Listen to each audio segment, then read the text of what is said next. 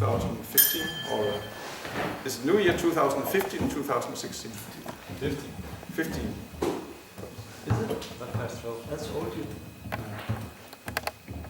Something. So we have a pretty simple and straightforward program. I'll speak a little from the Bhagavad Gita, and then we will actually also present the book distribution scores from this month of December, maybe even for the whole year. And then I thought I was saying a little about who that had passed. Something like that. And then more kirtan and more prasad. Something like that. Jaya Radha Madhava Kunja Bihari. Jaya Radha Madhava Kunja Bihari. Jaya Radha Madhava Kunja Bihari. Jaya Radha Madhava Kunja Bihari.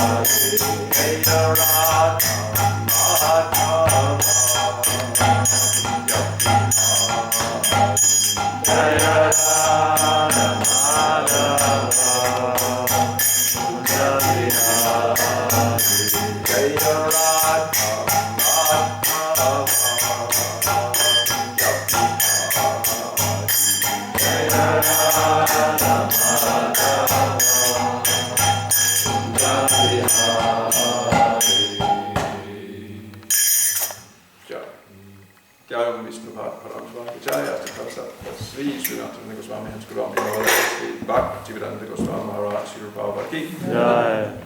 Jayom Vishnu Part, Paramahansa Acharya, Astatata Sapta Sri, Srimati Goswami hans gudom i noget, Sri Bhakti Siddhanta Saraswati Thakur Maharaj, Shri Prabhupada Ki.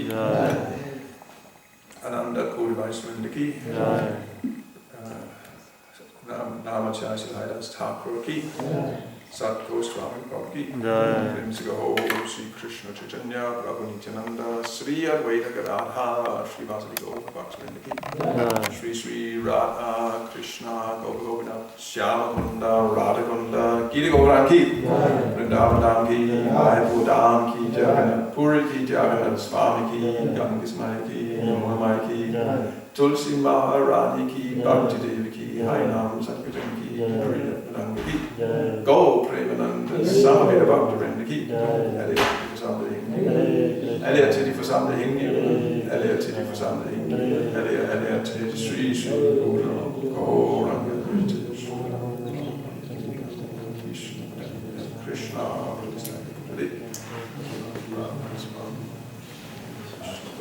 Krishna Namaste Saraswati Devam Gauranga nearly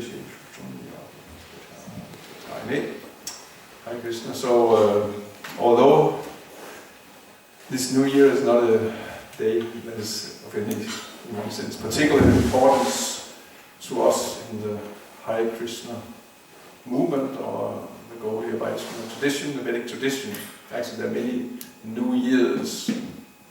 Even India has several New Years, and the Chinese, they have their New Year, and the Jews have their New Year, and the Muslims have their New Year, and there are many New Years. So, according to the Gregorian calendar, which happens to be followed in this particular place of the world, today is New Year's Eve, and tomorrow is the first day of the New Year. And as we mentioned, actually, I don't know why particularly this day. Looks like it has something to do with solstice, which, I mean, actually that's 1 week before. It's traditional that it's part of the world, solstice. I mean, that's the shortest time of the year, and when the days actually start to become a little longer again. And that has always been celebrated here with, some other, way back thousands of years before. Probably comes from there, and Christmas is always celebrated this time of the year because of that. But since we happen to be in this part of the world, and so we also get together. In any case, that's also kind of the Vedic principle. Any excuse you have for having a good time, get together people, isn't it? Anything.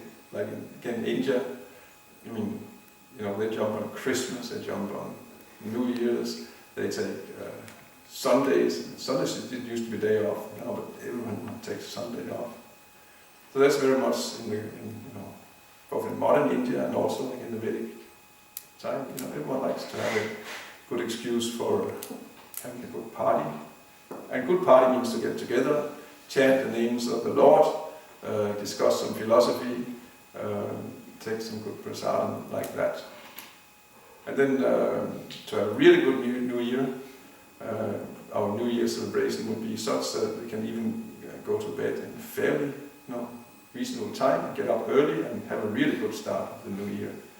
Because that's where that's actually the really good year starts at the most auspicious time of the day, of the first day of the year, which is in the Brahma Muhurta time. So everyone is invited also for early in the morning. We have a special Mangalarti ceremony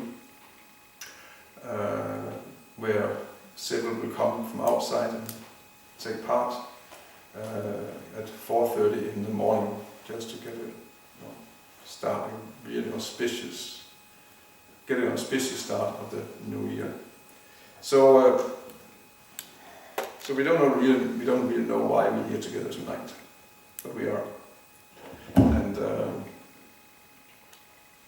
And therefore I thought of reading a little from the Bhagavad Gita, a relevant verse. We just read it once a couple of hours ago, but I'll read the same again. And it's about at least one, whether is this new year or that new year. But we can all, one thing that characterizes all, whenever one celebrates New Year, is that time is going, and we generally surprised. Oh, it went so fast. It looks like we just started. 2015 just started. It was just a couple of weeks ago, and it just began. But now it's over. So time is going very fast.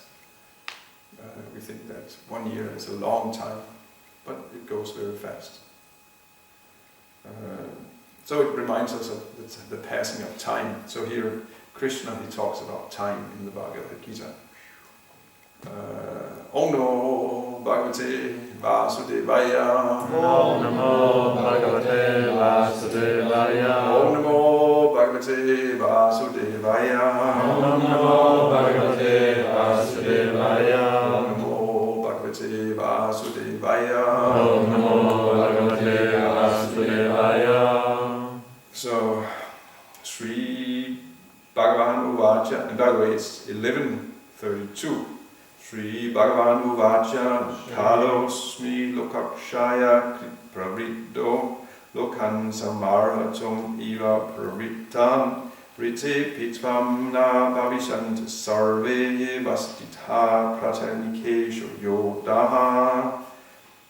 The Supreme Personality of Godhead said, "Time I am, the great destroyer of the worlds, and I've come here to destroy all people. With the exception of you, the Pandavas, all the soldiers here on both sides will be slain." Slain means killed. Purport: although Arjuna knew that Krishna was his friend and the Supreme Personality of Godhead, he was puzzled by the various forms exhibited by Krishna. Therefore he asked further about the actual mission of this devastating force. It is written in the Vedas that the Supreme Truth destroys everything, even the Brahmanas. As stated in the Katha Upanishads 1.2.25, Yasya Brahma Chakshachum Cha Upebhavata Odana Mrityo Yasyo Pasechanam Kaita Viryatrasaha. Eventually all the Brahmanas, Kshatriyas and everyone else are devoured like a meal by the Supreme. This form of the Supreme Lord is the all-devouring giant, and here Krishna presents himself in that form of all-devouring time. Except for a few Pandavas, everyone who was present on that battlefield would be devoured by him. Arjuna was not in favor of the fight, and he thought it was better not to fight. Then there would be no frustration. In reply, the Lord is saying that even if he did not fight, every one of them would be destroyed, for that was his plan. If Arjuna stopped fighting, they would die in another way. Death could not be checked, even if he did not fight. In fact, they were already dead. Time is destruction, and all manifestations are to be vanquished by the desire of the Supreme Lord. That is the law of nature. Sri Bhagavan Uvacha Kalosmi Lokakshaya Pravido Lokhan Samara Tum Iva Pravitaha Rite Pitvam Navishanti Sarve Evastitha Pratanikesho Yoda. The Supreme Personality of Godhead said, "Time I am, the great destroyer of the worlds, and I've come here to destroy all people. With the exception of you, the Pandavas, all the soldiers here on both sides will be slain." Om Gyantimrandasya Ganandana Sanakya Chaksumitam Yena Tasmai Sri Gurave Namaha.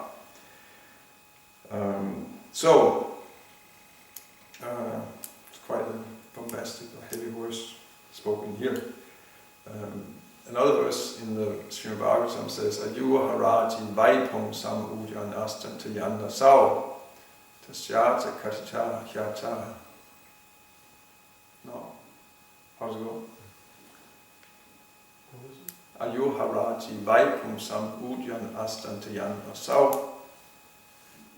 It means, it talks about the sun. Every morning we see the sun rise, and then in evening we see it is setting. And of course, generally, when we see the sunrise, then we immediately think, what a beautiful sunrise. Isn't that fantastic? It's a wonderful world we're living in. And just see, again, the sun is rising. So that's one way of looking at it. I mean, sunrises are beautiful. But the Bhagavatam here says that as the sun rises and the sun sets, that means one day is gone.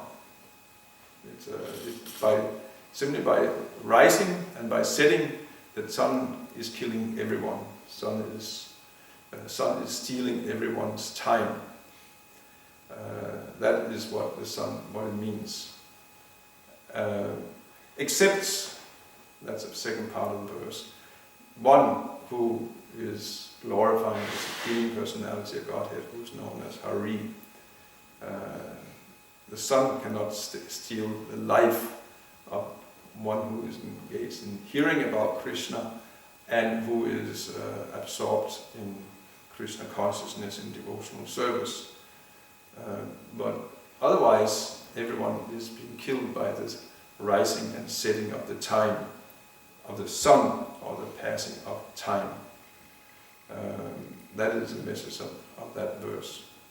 It's a short story to illustrate this. Is once there was a robber who was running away from the police in fear of his life. And he was running. The police came after him, running. And he was out in the forest, and he was running on the forest path and turned the corner and the curve. And there he came across, and there were some sages sitting in the middle of the forest, and they were discussing the Bhagavad Gita. Because that's what, in Vedic culture, normally sages don't live in big palatial buildings, even big temples. They live in the forest and have very simple lives and depend on nature and God.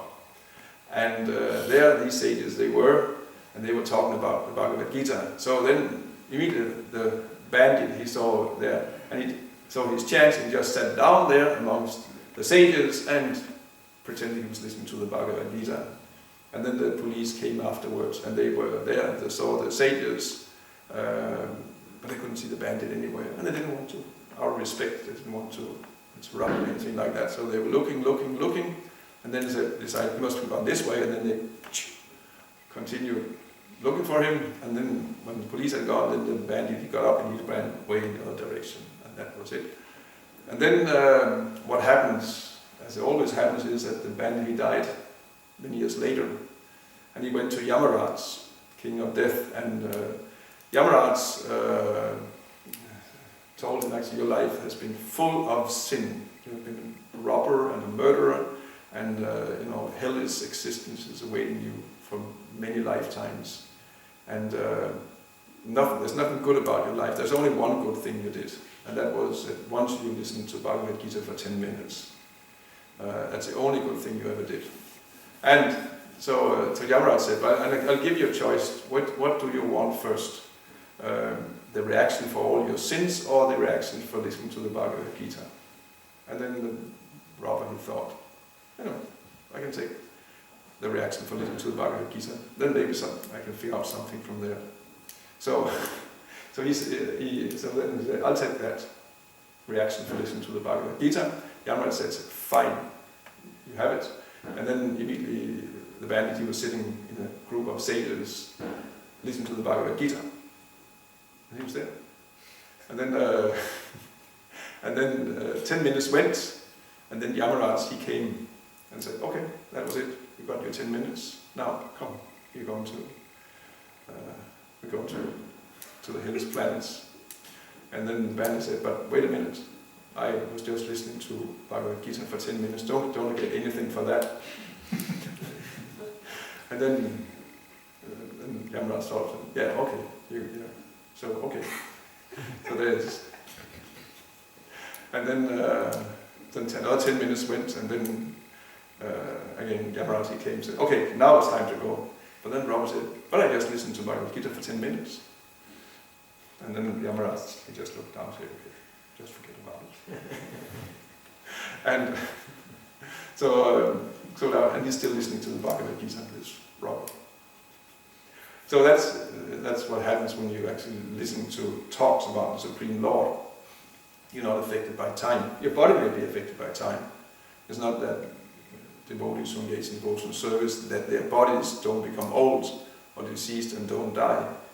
But we're not this body.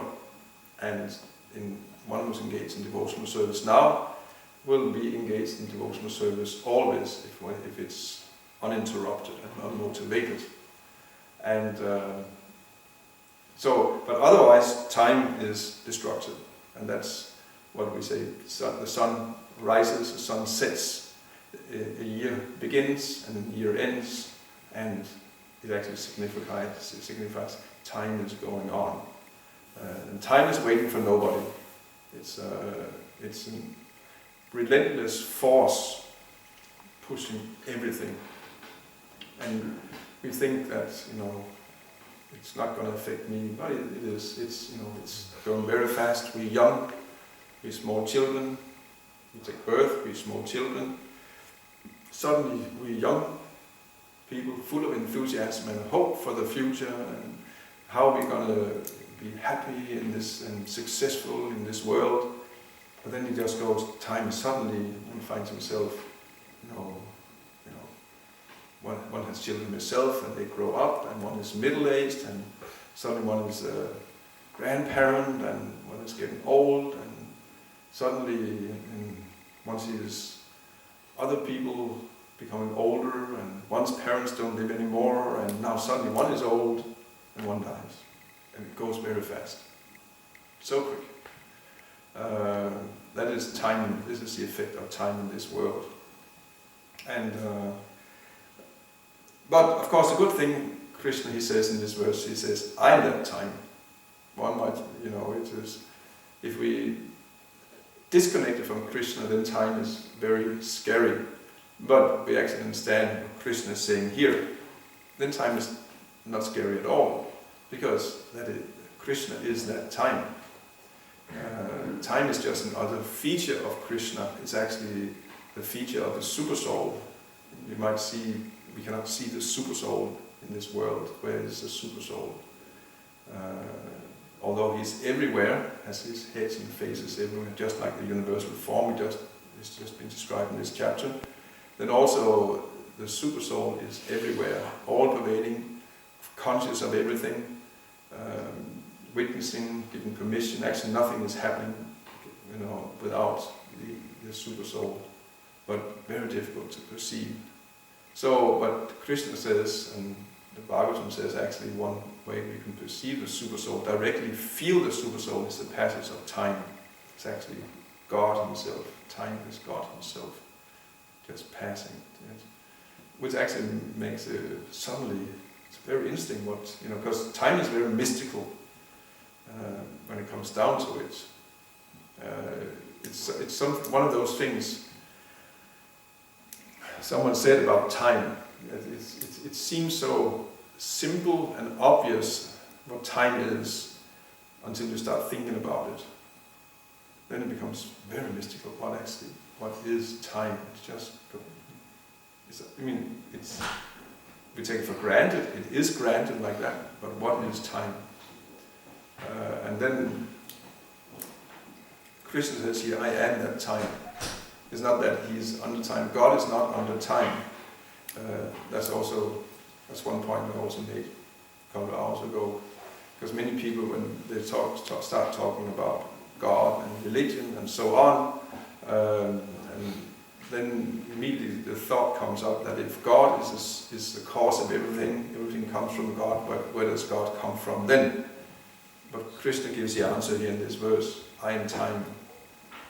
It's not that he's not under time, because that's if you ask that question, where does God come from? There's nothing wrong with asking that question. But then you imply that God has a beginning in time and he's under time. But here he says, actually, I'm not under time. Time comes from me. I am time. And quite an inconceivable. But existence is really inconceivable when it comes down to it. And that's what Krishna says, I am time. And he is a destroyer of all that have come here to destroy all the worlds. He is come here to, in this particular case, where he is on the battlefield of Kurukshetra, to kill all the soldiers on the battlefield except the Pandavas. They will not be killed because they are Krishna's devotees. But everyone else will be killed.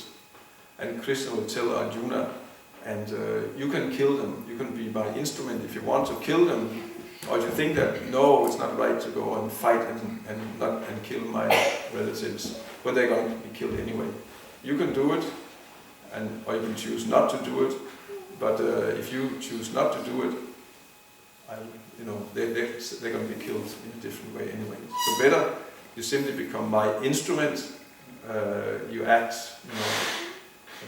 as in service to me, fight for me, and become glorious, and become fully Krishna conscious and happy, go, exist on the eternal platform.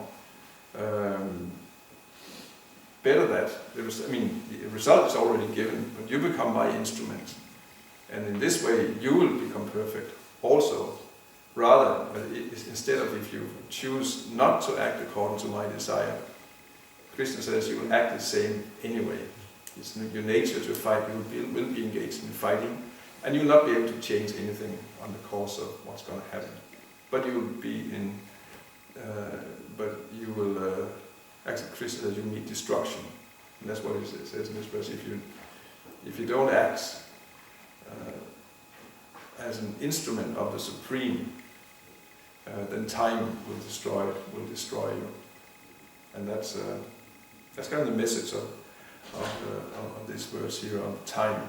That if time is very destructive, but when one is aware that time is simply Krishna in another form, then time is not destructive at all. Then time is, like for a devotee, time is not scaring. Time is actually a very blissful thing. It simply brings you closer to Krishna, and it is Krishna. Time is Krishna. So one is associating with Krishna through time. That's it's a very close thing, because what is closer to us than time? The moment. Every moment is the closest thing to us. There's nothing. We all have them. Actually, we don't have anything else but the moment. Of course, when we are in passion, ignorance, we live of course, we live in the mind, and the mind is in either dreaming about the future, or it's back reminiscing the past, or feeling sorry about the past, or the loss of the past. But that's just in the mind. But what really is there is actually only the present moment. That's all that is there, and that's all we have. We don't have anything but the present moment. We may have visions for a goal we want to achieve sometimes in the future, like that, and that we should have. Human beings can have higher consciousness. That means we can work towards goals. But in terms of our presence, we only have the present moment. In terms where we actually can act and where we are conscious.